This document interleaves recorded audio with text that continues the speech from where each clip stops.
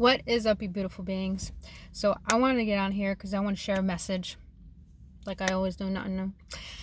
But it's pertaining to our masculine energy, and we all have feminine and masculine energy within us. But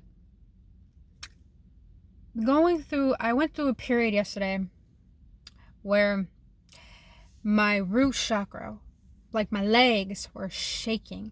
They were shaking. I felt so anxious. I felt fear. I really cried a lot yesterday. A lot of things I had to go through. A lot of things I had to shed. A lot of things I had to realize because I brought back a fresh wound. It was a fresh wound, and I poked at it. So I had to sit with myself, and I felt so many different things come up, and I realized that this place, the root chakra, it's the basement. It's the basement where everything that we have suppressed, everything we're shameful of, everything that we try to avoid, that's the place that we all need to go to. And think about it. When you go into the basement and you're like, I don't want to go up in there. It's too dark as fuck. Who knows what sinister shit would come out. But if you turn the light, I'm good. I'm Gucci. I could go through the basement. Well, that's how it is with our healing. Is that we have to go down to that dark place as low as we can go. And even there are some people who are in the lowest states right now where you're in rock bottom and you feel like you can't get out of it. But here's the thing. You are the light. You could turn on the light in there and shine your beautiful essence of your light to see what it is that you're scared of seeing. You know, I realized that the reason why a lot of us go through substance abuse, go through sexual abuse, meaning like you're overactive, or you have a porn addiction. You guys, it's not saying I never been through this. I have been through this, but now I'm in the process of wow, I don't need this. But I realize that a lot of us resort to these things as in sleeping too much, eating too much, working too much. We resort to these things. It's because we're holding on to the sense that we have safety.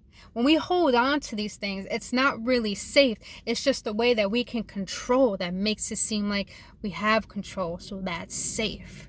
But think about this. What if you sit with all of that fear, all that anxiety, all of that pain you don't want to face? What if you sat with it? Even though those thoughts of I want to drink right now. Oh, I want to smoke right now. Oh, I want to find someone right now where I could put all this energy into.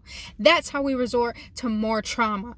But what if holding onto that rope is the trauma, and all of a sudden we let it go, which is because we're deciding to sit with all that. Regardless of the thoughts that pop up, we choose to face it. And let me tell you, when you face it, you're allowing yourself to feel what your body is trying to tell you. And little do you know, the signals that if your legs are shaking or if you feel blockages, your bodily, look at me, I'm so excited to share this. Your body is signaling you that it wants you to come home. It needs your attention. It's seeking your comfort. I look at my ego as my inner child had to take my ego and form a beast within me that tries to think it's protecting me by, resorting to other things rather than facing it. But really, what if our ego, that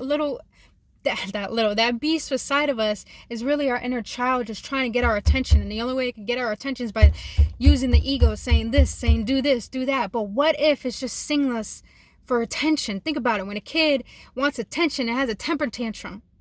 Think about that. So imagine, what if your body's just signaling you that it needs you to come back home. This is home. We find comfort in so many little things that resort into big things that create more trauma and more karma, rather than just sitting with it. You know how beautiful it is to just sit with what's been bothering you inside and realize that, yeah, it hurts, but what hurts more is trying to keep covering it up. I'm telling you guys, I've been through this. I'm celibate now. I don't drink anymore. I don't smoke anymore. And now the only thing I'm facing are these limiting beliefs, are these blockages. And I want to share something with you. The reason why we have to go to this dark place, go really low, is because the only way to go up is to go low. And most of us, when we avoid what we need to face, think about it. When we avoid what we need to face and we just want to go up, it's like, I'm trying to get there, but I can't get there. To the point you're over optimistic, like you're faking it till you make it. But what if you just let it drop down like a roller coaster? Just let it drop down. And then you feel all of that. And you integrate all of that. And you allow the energy to flow through you, because it's just energy. Energy that wants to dissipate from your body, but it's trying to teach you something. We hold on to so much to the point that we feel so heavy and dense. But when you let that go, imagine just fly right up. You fly right up. And it's going to be purposeful and meaningful. I'm reading a book. So beautiful. And I love what it said. It didn't say it in this exact words, but this is how I'm going to interpret it. That light is information and integration. And darkness is misinformation and separation. I'm going to say that again. Light is information and integration.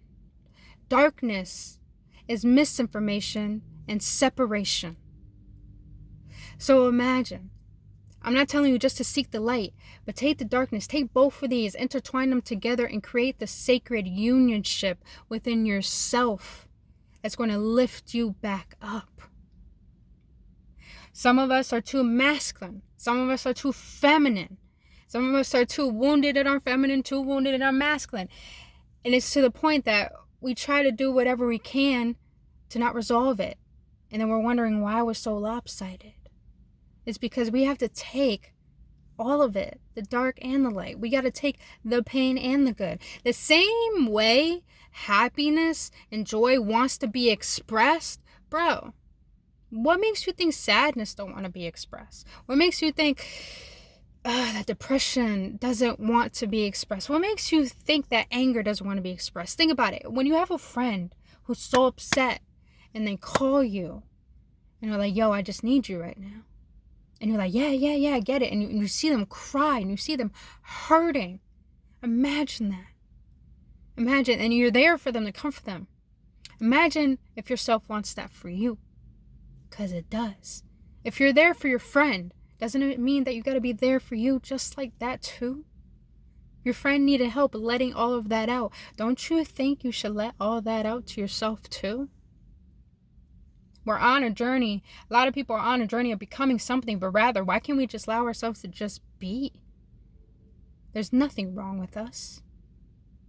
It'll be your issue if you continue to resort to this cycle. But what's beautiful with this experience I had is that you come more alive when you allow yourself to awaken to parts of you that you've been blinded by for so long.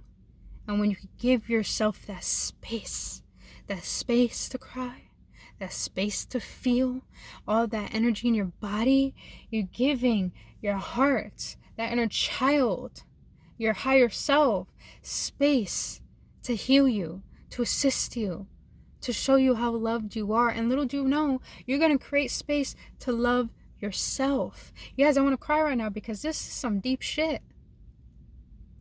We are never going to stop this healing journey. We're a part of it. So the best thing you could do is just allow yourself to feel. But remember, allow your light to shine on that darkness so you can integrate it. But allow that darkness to show you what you've been misinformed by, meaning the beliefs that you hold that aren't true, the addictions or the habits that you have. Allow the sacred dance to happen within you and use it to empower you. Use it to empower you. So I hope this helps. I love you guys so much. Just know if you're having troubles with this, just know you're not alone. You could contact me. All my services are in the link in my bio. I love you guys so much. Please have a blissful day. And just lastly, please do not judge yourself. If the universe can have compassion for people who've done bad in this world, what makes you think the universe won't have compassion for the fact that you're choosing to heal? Just saying. So don't judge yourself. That's too human.